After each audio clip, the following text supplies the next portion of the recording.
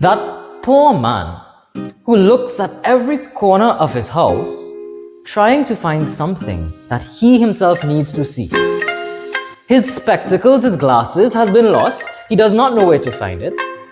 And the sad thing is, it happens to you and I.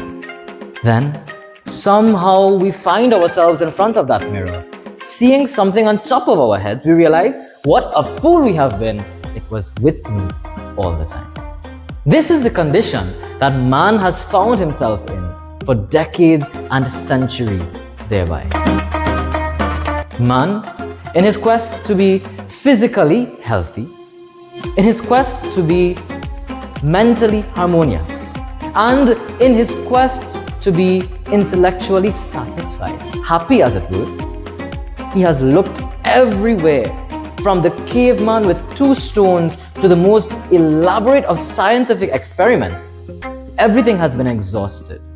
But why are we still having this issue? Great modern political ideas we have, but still happiness is not given, is not felt by the society. Where have we gone wrong? What can it really be? When we look at those of the past who seemingly had perfect health, the joy of satisfaction, and that supreme sense of harmony with themselves, how did they do it? What did they say? What can we learn so that we can get that same thing that they have? The idea is, and even psychology today says it, the inner peace which a man has depends on his mind and depends on him. It does not depend on his external luxuries, even one bit.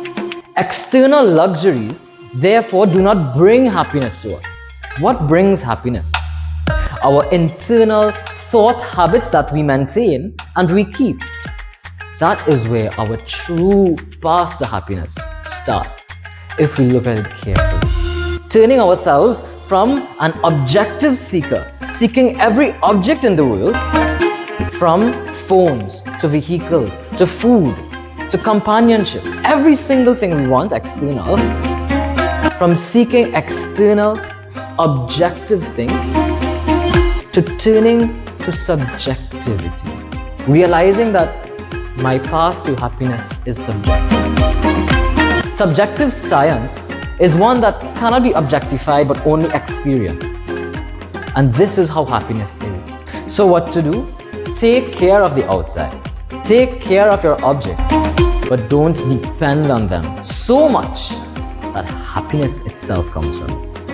That is the lesson. That is the key to keep happiness at all times at our side. Therefore, objective science tells me what the world can bring at me. Subjective science teaches me how I should respond. When this happens, when this truly happens within one who is truly seeking for betterment, what does he do? What is his condition? Nothing.